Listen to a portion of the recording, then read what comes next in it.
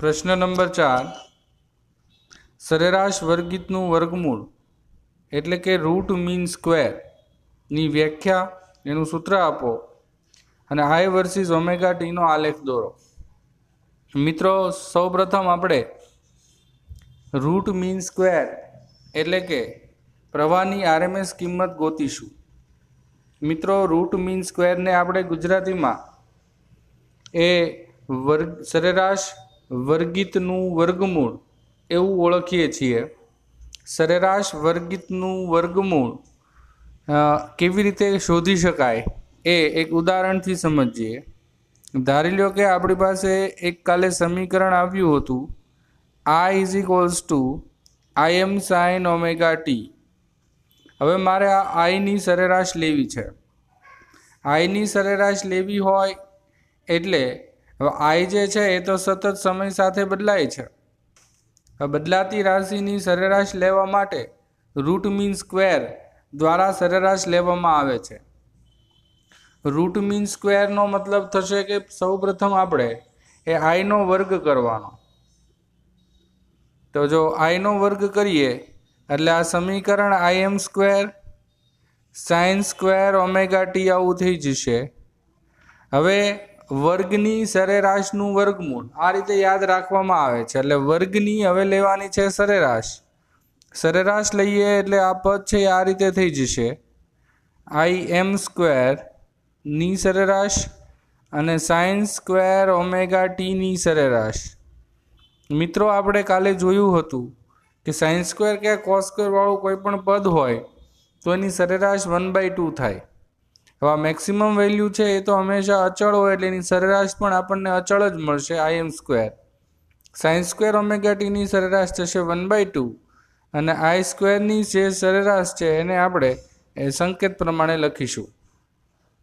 હવે આપણે લેવાનું છે વર્ગની સરેરાશનું વર્ગમૂળ। હવે બાકી રહ્યું વર્ગમૂળ।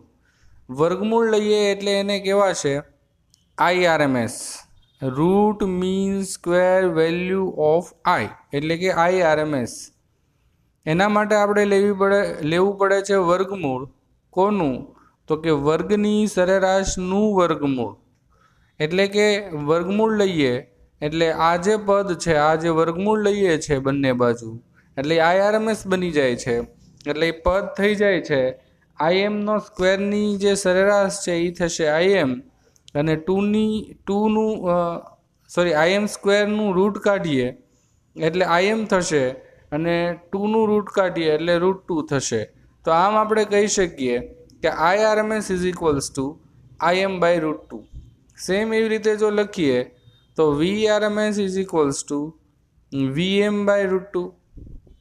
તો આ રીતે આપણે જ્યારે કોઈ રાશિ સમય સાથે સાઇન વિધેય અનુસાર કે કોસ વિધેય અનુસાર એ બદલાતી હોય ત્યારે આપણે એની જો સરેરાશ લેવાની થતી હોય તો એ સરેરાશ આપણે આ સ્ટેપ પ્રમાણે લેવી પડે છે। એટલે કે પહેલાં વર્ગ કરવાનું, પછી સરેરાશ લેવાની, પછી વર્ગમૂળ કરવાનું અને એ જે વર્ગની સરેરાશનું વર્ગમૂળ કરીએ છીએ એને કહેવામાં આવે છે રૂટ મીન સ્ક્વેર વેલ્યુ। તો આમ રૂટ મીન સ્ક્વેરમાં આપણે વર્ગની સરેરાશનું વર્ગમૂળ લેશું। આપણે યાદ રાખવા માટે આ રીતે યાદ રાખીશું વર્ગની સરેરાશનું વર્ગમૂળ એટલે રૂટ મીન સ્ક્વેર। તો આ જે IRMS છે એ બીજું કાંઈ જ નથી, આઈ જે છે એની સરેરાશ છે। તો હવે આપણે આ થિયરીને એ જોઈ લઈએ। કોઈ પણ ભૌતિક રાશિના વર્ગના સરેરાશના વર્ગમૂળને એ સરેરાશ વર્ગીતનું વર્ગમૂળ કહેવામાં આવે છે। વર્ગની સરેરાશનું વર્ગમૂળ એટલે કે IRMS। તેને RMS વડે દર્શાવવામાં આવે છે। R નો મતલબ થાય રૂટ, M નો મતલબ થાય મીન અને S નો મતલબ થાય સ્ક્વેર। રૂટ મીન સ્ક્વેર એટલે કે RMS। હવે આપણે અહીંયા પ્રવાહની RMS વેલ્યુ ગોતવી છે એટલે એને IRMS વડે દર્શાવવામાં આવે છે અને એનો I વર્સિસ ઓમેગા ટીનો ગ્રાફ આપણે કાલે જોયો હતો એ આ રીતે મળશે I વર્સિસ ઓમેગા ટી। કારણ કે સાઇન વેવ પ્રમાણે એ વેલ્યુ બદલાય છે એટલે એનો આ ગ્રાફ છે આમ સાઇન વેવ પ્રમાણેનો મળશે અને એની જે સરેરાશ વેલ્યુ છે એ આપણને એના કરતાં √2માં ભાગની મળશે। એટલે આપણને અહીંયા એની લાઈન એની જે લાઈન જોવા મળશે એ અહીંયા જે દોરેલી છે એ પ્રમાણે એની લાઈન જોવા મળશે, કારણ કે √2 ભાગની એની વેલ્યુ થઈ જાય છે. એટલે એ જે લાઈન છે એ એની IRMSની વેલ્યુની લાઈન છે એ દોરેલી છે.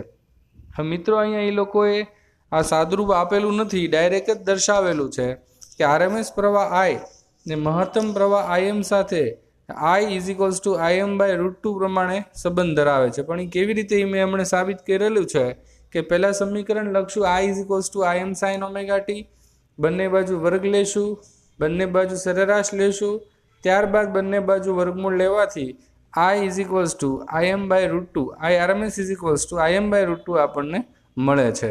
તો એ રીતે છે એની વેલ્યુ મળશે. તો IM/√2 1/√2 ને 0.707 વડે દર્શાવી શકાય છે, એટલે IRMS ને 0.707 IM વડે પણ દર્શાવી શકાય.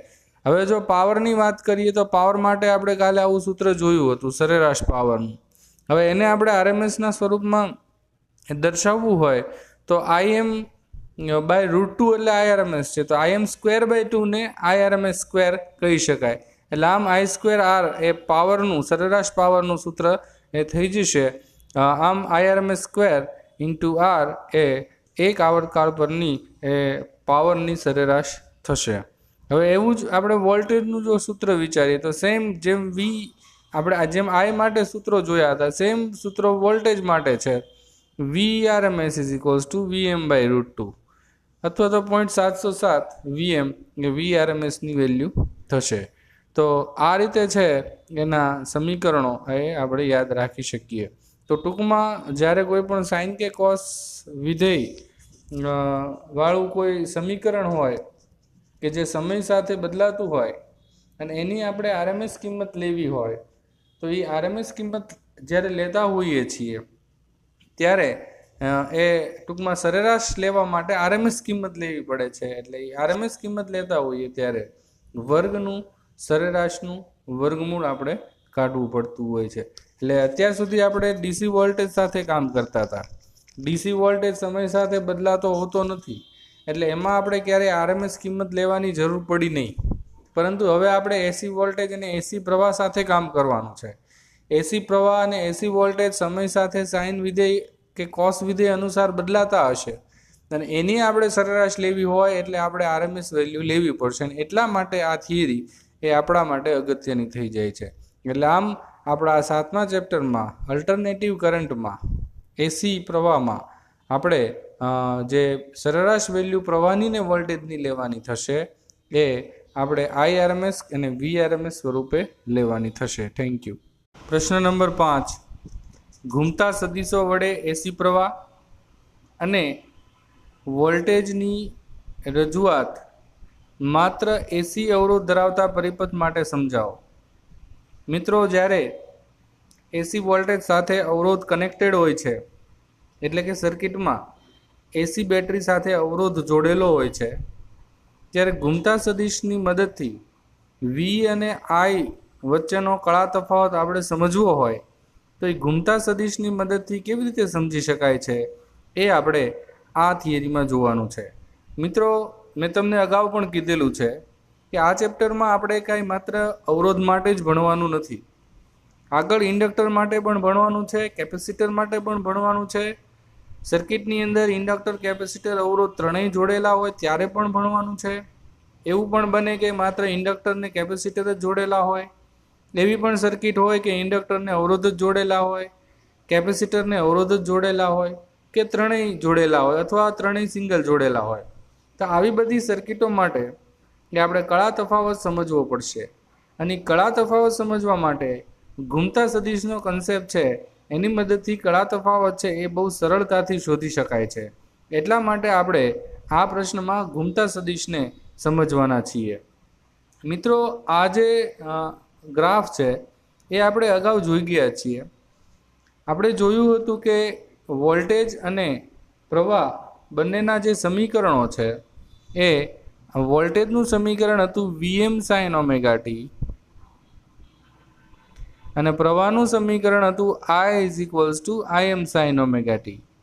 જ્યાં Im જે છે એ VM/R હતો, એટલે Imની કિંમત એ VM કરતાં એ હંમેશા નાની હોય છે, એટલે I છે એ વી કરતાં નાનો થશે, એવું આપણે અગાઉ જોયું હતું.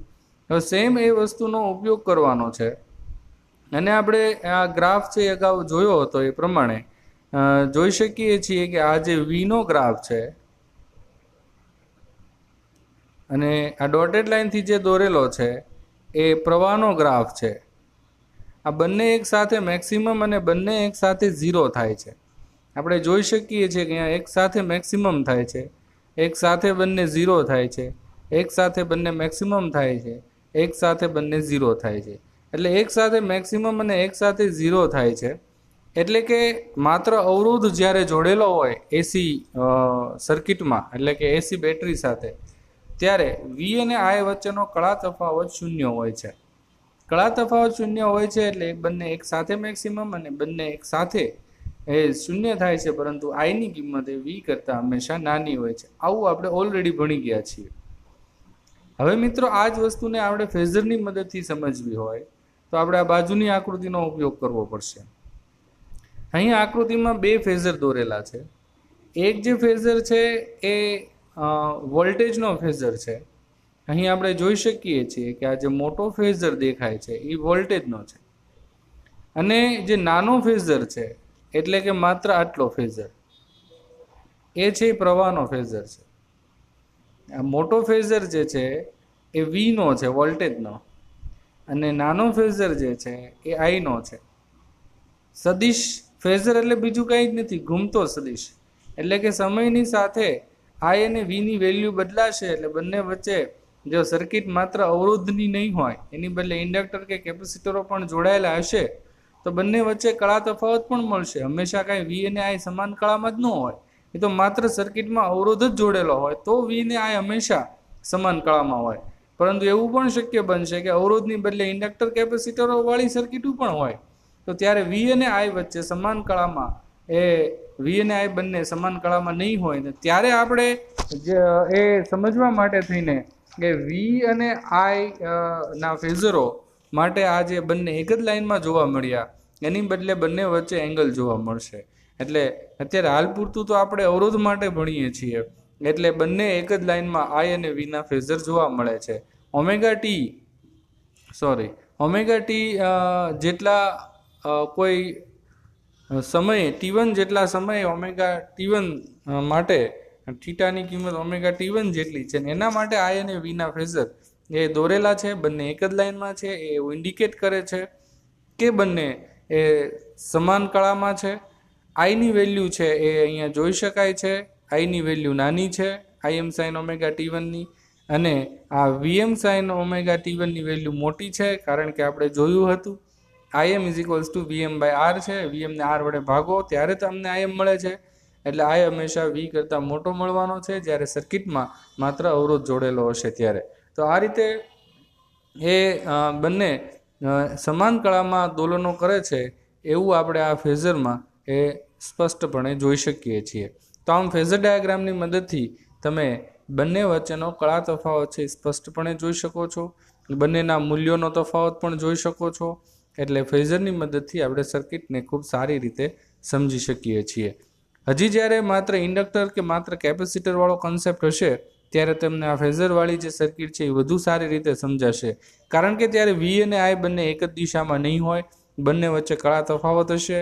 એટલે વી અને આઈ અલગ અલગ દોરવાના થશે અને એ કળા તફાવતની મદદથી તમે ફેઝરની મદદથી ખૂબ જ સારી રીતે સર્કિટને સમજી શકશો. અત્યારે માત્ર અવરોધ છે એટલે બંને વચ્ચે કળા તફાવત હોતો નથી, અને કળા તફાવત શૂન્ય હોવાના કારણે બંને એક જ લાઇનમાં દોરવા પડે છે.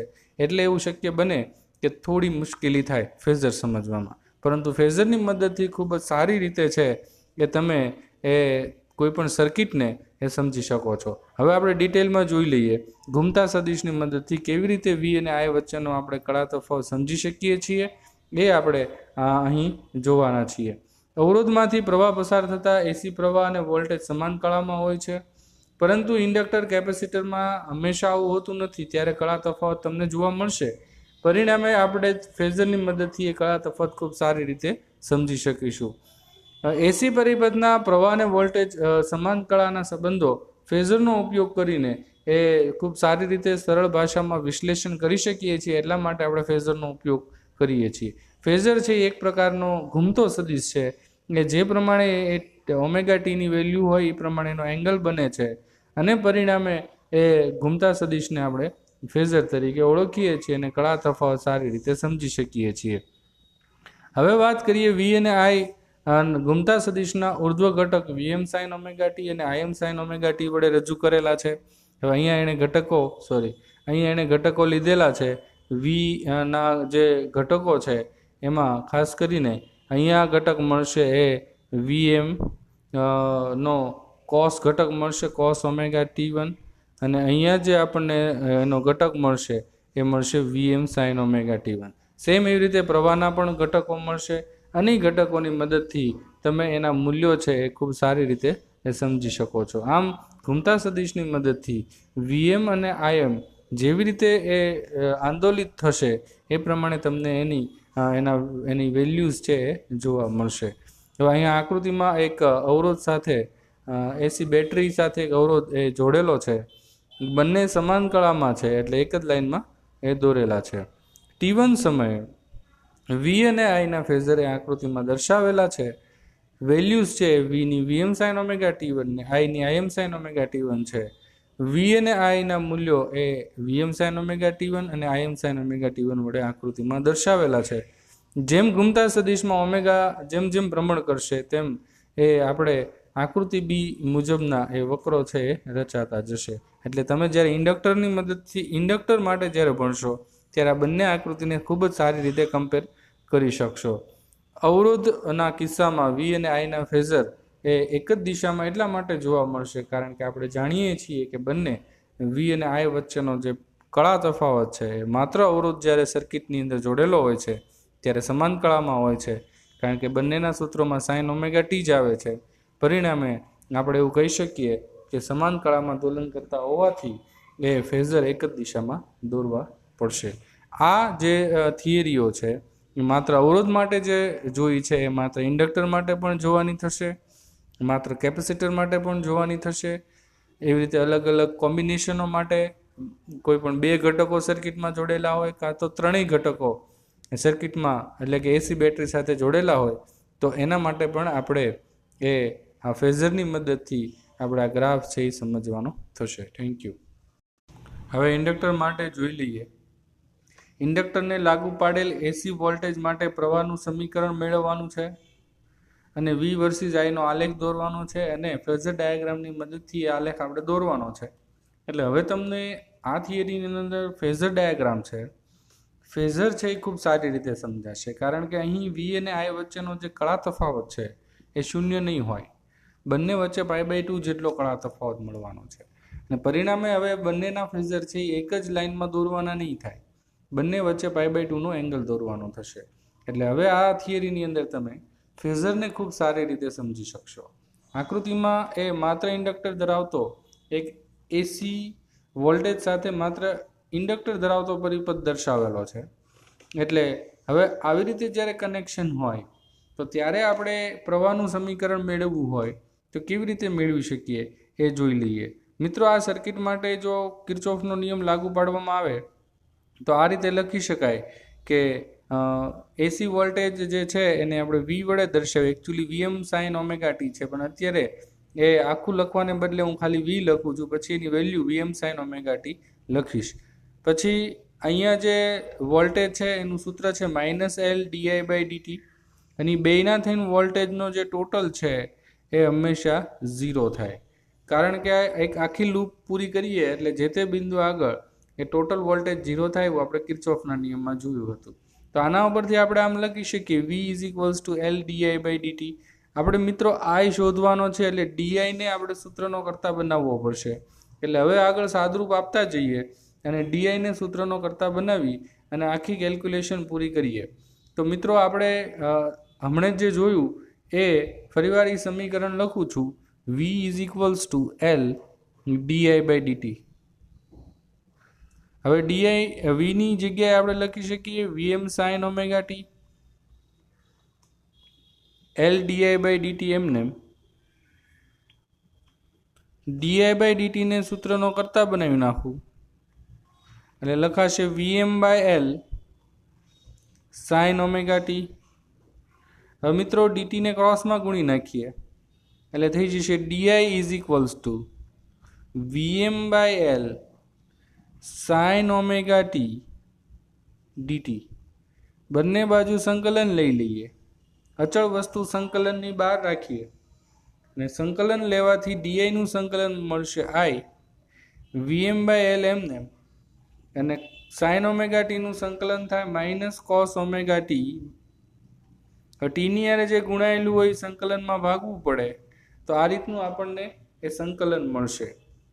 હવે મિત્રો થોડું સાદરૂપ આપીએ આ સમીકરણનું, એટલે આપણને સાઇનના પદમાં પ્રવાહનું સમીકરણ મળશે, કારણ કે આપણે પ્રવાહનું સમીકરણ સાઇનના પદમાં ભણેલા છીએ, એટલે આપણે એ પદમાં લાવવા પ્રયત્ન કરશું. તો હવે જે સમીકરણ મને મળ્યું છે એવું અહીંયા લખવા પ્રયત્ન કરું છું. I is equals to minus v m by l cos omega t upon omega. આવું આપણને સમીકરણ મળ્યું છે. હવે તો કે હવે આને આમ લખી શકીએ માઇનસ વીએમ બાય એલ, આ ઓમેગાને પણ આપણે બાજુમાં લખીએ એટલે ઓમેગા એલ માઇનસ આ જે ઓમેગા જે વીએમ બાય ઓમેગા એલ છે એને હું આ રીતે લખી શકું માઇનસ કોસ ઓમેગા ટી, કારણ કે માઇનસ કોસ ઓમેગા ટી એટલે થશે sine omega t minus pi by 2. આવું સમીકરણ છે, તો એનો આપણે અહીંયા ઉપયોગ કરી શકીએ. માઇનસ કોસ ઓમેગા ટી એટલે થશે સાઇન ઓમેગા ટી માઇનસ 90 એટલે કે પાઈ બાય 2. આવું લખી શકીએ. એવું લખવાનું કારણ એ છે કે પ્રવાહનું સમીકરણ સાઇનના સ્વરૂપમાં આપણે જનરલી લાવતા હોઈએ, કારણ કે આપણું પ્રવાહના સમીકરણનું સ્વરૂપ I is equals to I m sine omega t છે. એટલે એની સાથે આપણે જો સરખાવીએ, આપણું આ મૂળ સ્વરૂપ છે, તો આ સમીકરણ સાથે આપણે જો આને સરખાવીએ એટલે આપણને આઈએમની કિંમત મળશે વીએમ બાય ઓમેગા એલ, અને જે કળા તફાવત omega t sine omega t છે એની બદલે sine omega t minus pi by 2 મળ્યો છે. એનો મતલબ એવો થયો કે આપણને વી અને આઈ વચ્ચે કળા તફાવત પણ મળશે. તો એના માટે થોડું આગળ વિચારીએ. તો મિત્રો જે સમીકરણ મળ્યું છે એને હું ફરીવાર લખું છું.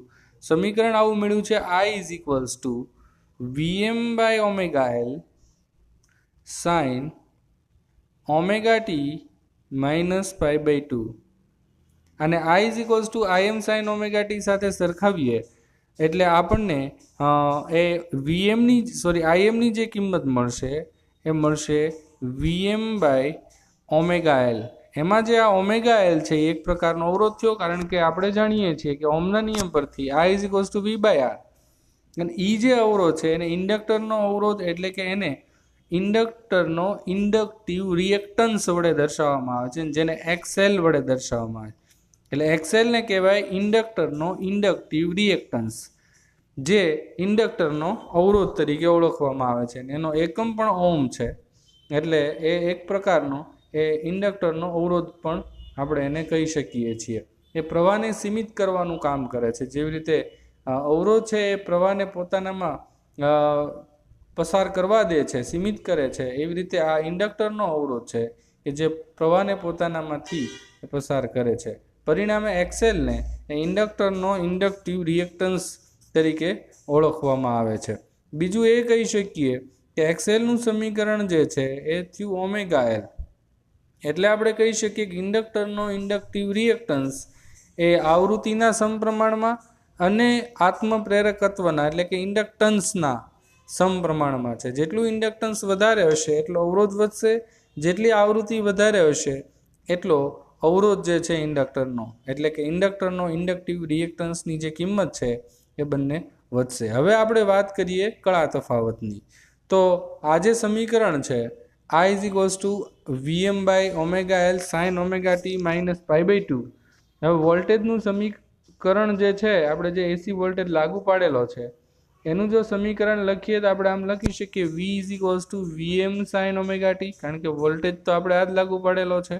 હવે અહીંયા સાઇન ઓમેગા ટી મળે છે ને અહીંયા sine omega t minus pi by 2 મળે છે, એટલે આપણે એવું કહી શકીએ કે પ્રવાહ જે છે એ વોલ્ટેજ કરતાં કળામાં પાઈ બાય 2 જેટલો પાછળ છે, કારણ કે માઇનસ પાઈ બાય 2 છે એટલે પાછળ છે.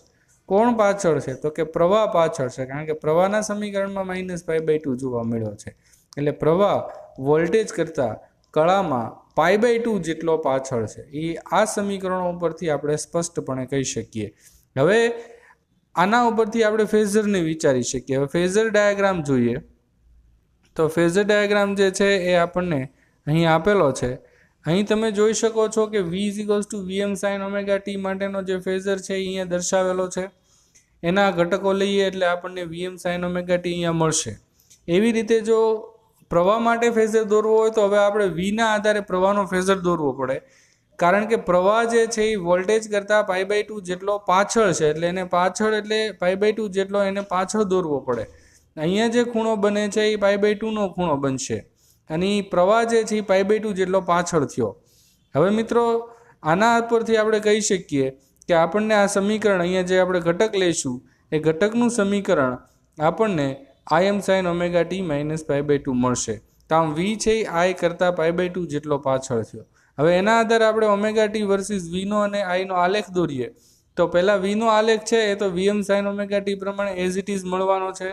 એટલે એ આલેખ તો આપણે જે રીતે આપણે અવરોધવાળા કેસમાં દોર્યો તો એવી જ રીતે Vનો આલેખ દોરીશું. પરંતુ જ્યારે આઈનો આલેખ દોરીશું ત્યારે ખાસ ધ્યાન રાખશું કે π/2 જેટલો પાછળ છે એટલે મોડો એ શરૂ થશે. એટલે 0 થતાં એને વાર લાગશે. અહીંયા જો 0 અહીંયા થાય છે તો π/2 જેટલો પાછળ છે એટલે મેક્સિમમથી એને સ્ટાર્ટ કરવો પડશે. -cos ωt આપણને મળ્યું એટલે નીચેથી ગ્રાફ સ્ટાર્ટ કરવો પડશે. એટલે ગ્રાફ અહીંથી સ્ટાર્ટ થાય છે, અત્યારે ઠેઠ 0 થયો, π/2 જેટલો કળા તફાવત ગણી શકાય. જ્યારે V મેક્સિમમ થાય છે ત્યારે I 0 થાય છે. હવે જ્યારે V 0 થાય છે ત્યારે I મેક્સિમમ થાય છે. એવી જ રીતે તમે ક્રમશઃ આ ગ્રાફને જોશો તો બંને વચ્ચે કળા તફાવત જે છે એ -π/2 નો જોવા મળશે, એટલે કે π/2 નો જોવા મળશે. જ્યારે I છે એ મેક્સિમમ હશે ત્યારે V 0 હશે, જ્યારે V મેક્સિમમ હશે ત્યારે I 0 હશે. બંને એકસાથે 0 ક્યારેય નહીં હોય, બંને એકસાથે મેક્સિમમ ક્યારેય નહીં હોય. એટલા માટે ફેઝરમાં આપણે π/2 નો આ કળા તફાવત જે છે એ જોઈ શક્યા. તો આમ બહુ સિમ્પલ રીતે ગ્રાફને દોરી શકાય છે. અને હવે અલગ અલગ સર્કિટો માટે આપણે આ જાતે ગ્રાફ દોરતા શીખવાનું છે અને માત્ર ને માત્ર કળા તફાવત ઉપરથી દોરી શકીએ છીએ, ફેઝર ડાયાગ્રામ ઉપરથી દોરી શકીએ છીએ. તો આમ દરેક સર્કિટ માટે આપણને આઈનું સમીકરણ, એનો ફેઝર ડાયાગ્રામ, એનો ωt વર્સિસ Vનો અને આઈનો આલેખ અને એના વોલ્ટેજના સમીકરણો, આ 4 વસ્તુ દરેક સર્કિટ માટે જ્યારે આવડશે ત્યારે આપણે MCQ અને દાખલાઓ કરવા માટે એ તૈયાર થઈ શકશું. એટલે અત્યારે આપણે માત્ર અવરોધ અને માત્ર ઇન્ડક્ટર માટે એ ફેઝર ડાયાગ્રામ અને એનો ગ્રાફ, એના સમીકરણો, વોલ્ટેજના અને પ્રવાહના એ જોયા. ફરીવાર યાદ કરાવી દઉં તો ઇન્ડક્ટર માટે પ્રવાહનું સમીકરણ આપણને મળ્યું I = Vm/ωL sin ωt -π/2. Vm/ωL ને આપણે Im કીધું, એમાં છેદમાં ωL છે એ XL છે. XL ને ઇન્ડક્ટરનો ઇન્ડક્ટિવ રિએક્ટન્સ વડે દર્શાવવામાં આવે છે. XL નું સમીકરણ થયું XL = ωL, જેને એક પ્રકારનો ઇન્ડક્ટરનો અવરોધ જ કહેવામાં આવે છે. ઇન્ડક્ટરનો ઇન્ડક્ટિવ રિએક્ટન્સ છે એ ઓમેગાના સમપ્રમાણમાં છે. ઇન્ડક્ટરનો ઇન્ડક્ટિવ રિએક્ટન્સ એ Lના સમપ્રમાણમાં છે. L એટલે કે ઇન્ડક્ટન્સના સમપ્રમાણમાં છે. એટલે ઓમેગા અને Lની વેલ્યુ વધારવાથી XLની કિંમત જે છે એ વધશે અને પરિણામે એ પ્રવાહની કિંમત છે એ ઘટશે. બીજું એ જોયું કે V = Vm sin ωt અને I = Im sin ωt -π/2 માં બંને વચ્ચે કળા તફાવત π/2 નો જોવા મળે છે. પ્રવાહ જે છે એ વોલ્ટેજ કરતાં કળામાં π/2 જેટલો પાછળ જોવા મળે છે. એટલે જ્યારે આપણે એનો ફેઝર ડાયાગ્રામ દોરીએ છીએ ત્યારે V કરતાં I ને π/2 જેટલો પાછળ વિચારીએ છીએ. એટલે I જે છે એ ચોથા ચરણમાં થયું અને V છે એ પહેલા ચરણમાં થયું, કારણ કે I છે એ π/2 જેટલો પાછળ દોરવાનો છે એટલા માટે. હવે એ જ પ્રમાણે આપણે જ્યારે ગ્રાફની અંદર એને દર્શાવશું તો V અને I નો ωt સાથેનો ગ્રાફ દોરીશું તો જ્યારે V 0 હશે ત્યારે I જે છે એ -π/2 થી સ્ટાર્ટ કરવાનું, એટલે નીચેથી આપણે મેક્સિમમ વેલ્યુથી એની શરૂઆત કરશું આઈની, અને પરિણામે છે જ્યારે V મેક્સિમમ હશે ત્યારે I 0 થશે અને I મેક્સિમમ હશે ત્યારે V 0 થશે. અને એ રીતનો આપણે જ્યારે ગ્રાફ દોરીશું ત્યારે આપણને બંને વચ્ચે π/2 જેટલો કળા તફાવત જોવા મળશે. Thank you.